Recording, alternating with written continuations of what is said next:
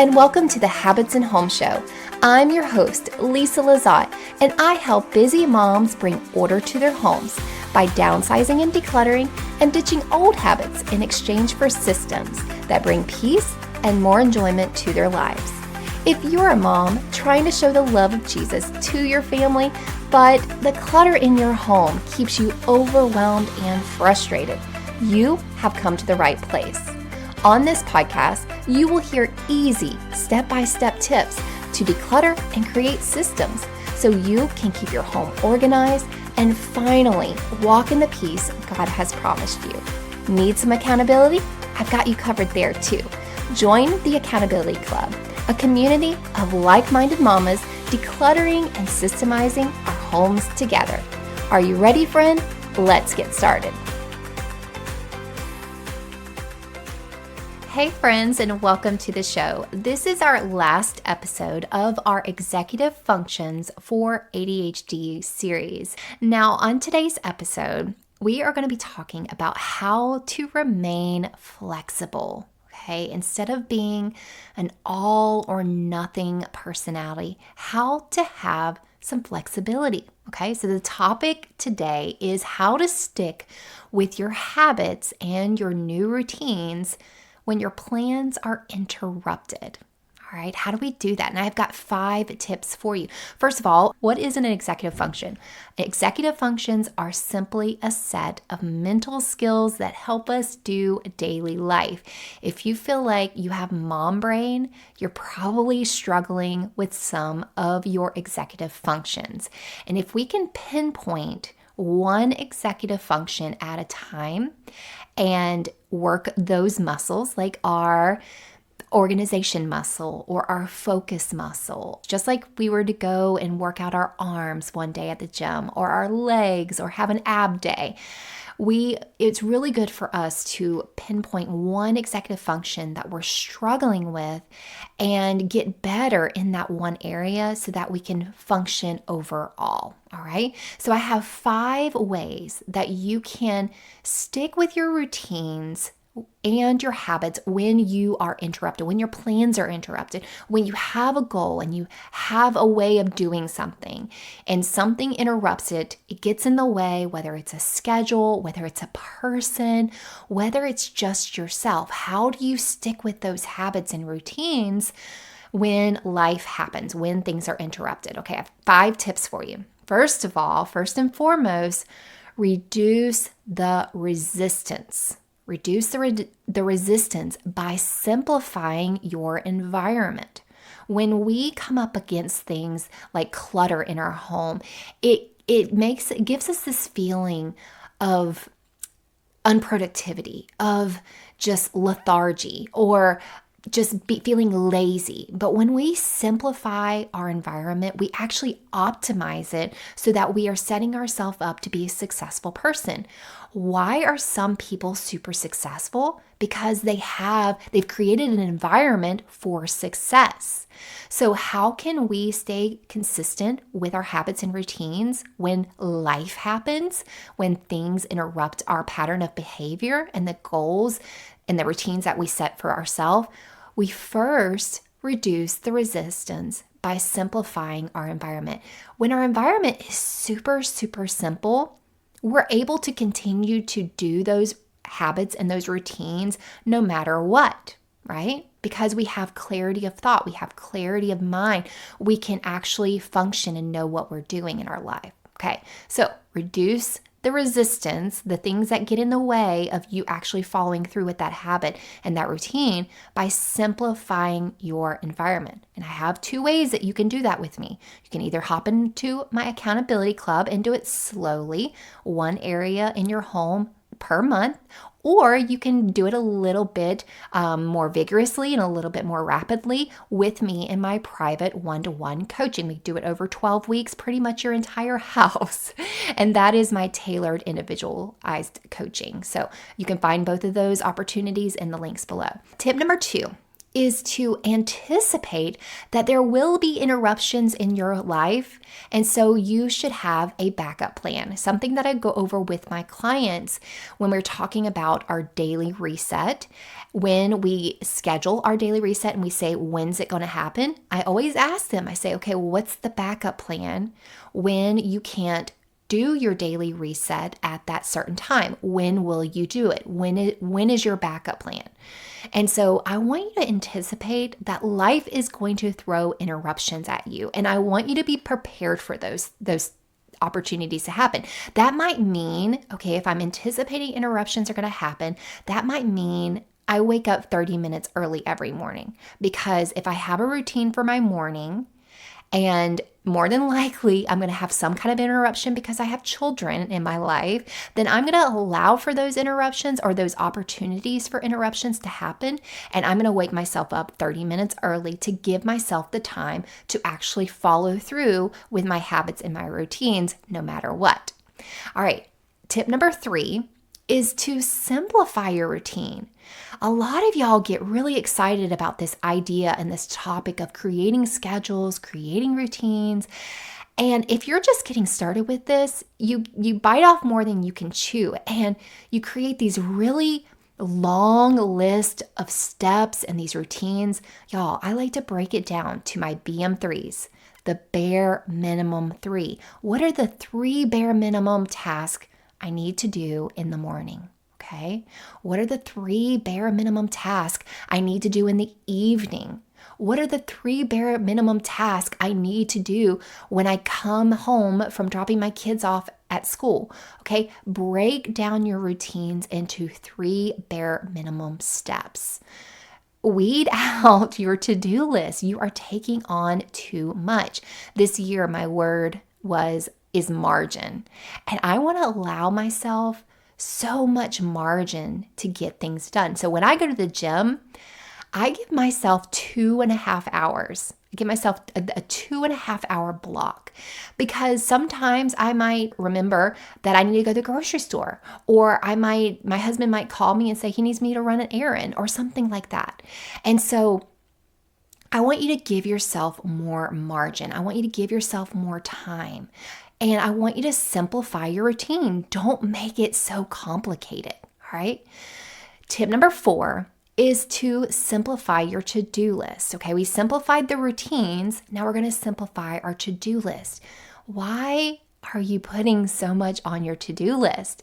I have a client in India, and I don't know if this is Indian culture, but I'm doing scheduling with her. I'm helping her create her weekly itinerary, and she tells me something that she's going to do, and I'm like, okay, what else do you want to do that day for that day? And she's like, oh no, that is enough. That is enough for that day. And I'm like, wow, she is preaching to me and being an example for me that we don't need to overwhelm ourselves with so many things to do. Why can't 1 or 2 tasks be enough for that day? You know, when I'm saying 1 or 2 tasks, I'm saying things that require a lot more energy other than just getting food on the table for your kids or, you know, your daily natural flow. All right. So simplify your to-do list.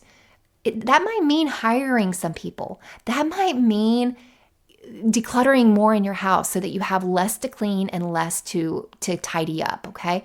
Simplifying, cutting back, okay? If you can see a common theme throughout all the tips that I'm giving you, it is to simplify. It is to declutter. It is to minimize. Go hardcore. This is what I told my client, Kathy, my brand new client, Kathy, today. She's on spring break. She's decluttering a room that I got her started with. And I say, be brutal. Go hardcore. Pull back a lot because you have lacked the self-discipline or the self-control to keep things out of your house. And you've brought in more than you can manage. So now we have to be brutal and we have to take things away so that we can get to a place with the amount of stuff that we are actually capable of handling and managing in our home. Okay, so number 4 is to simplify your to-do list. See how much you can take off your to-do list. And when you take off things off of your to-do list, you will actually be more efficient and get more done instead of being paralyzed by this long to-do list that you never even get to. And, daily planning and itinerary creation is something that I go over with my clients, and I train them and I help hold them accountable to learn this habit of making their daily itinerary. This is something that I do in every morning.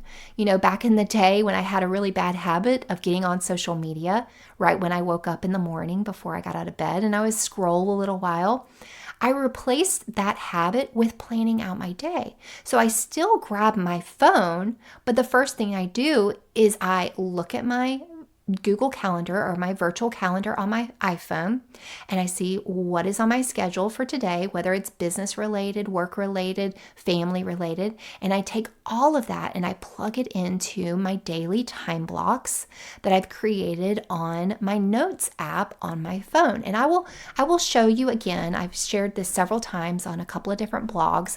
I will show you exactly what that looks like for me. So if you want to click the blog link below, it'll take you to a blog where I show you a screenshot of my notes app and how I create my daily itinerary. All right, so that's a good way of simplifying your to-do list. And the last tip that I have for you, I've already touched on this a little bit, is number 5, allow more time to do less. All right, just allow yourself more time. We think that we are going to be able to do so much right before we leave the house. And we end up being late everywhere we go because we're trying to maximize every single second that we have and just squeeze all of the time out of it and maximize it and get as much done. But what happens is it creates overwhelm. It ends up being that we don't do as much. If we do anything, we don't do it really well and we're rushing. We end up yelling at our kids because now we've caused ourselves to run late, and we haven't given them the chance to take it easy going to the car or taking their time to get to the car. We're like, rush, rush, rush, rush, because mom has wanted to get more things done around the house before she left the house, right? How much better of a feeling it would be, or what you would feel, if you got into the car without yelling at your kids or rushing them, or you rushing out to the car and then pulling down to the driveway only to put it in reverse to be able to go back into the house because you were rushing and forgot something. All right, let's get up earlier. Let's put our phone down, especially in the morning time. I have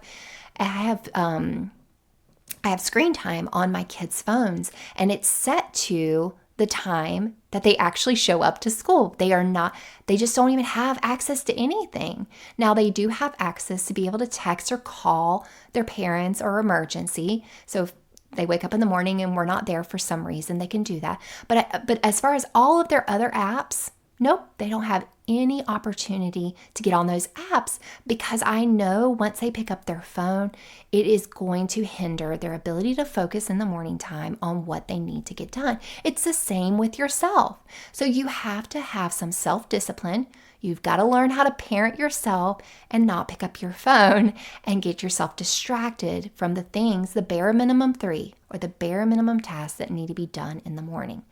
So number 5 is to allow yourself more time to do less. So now that you have simplified your to-do list, give yourself big, huge chunks of time to do those minimal tasks. All right? It's okay. Your family will adjust.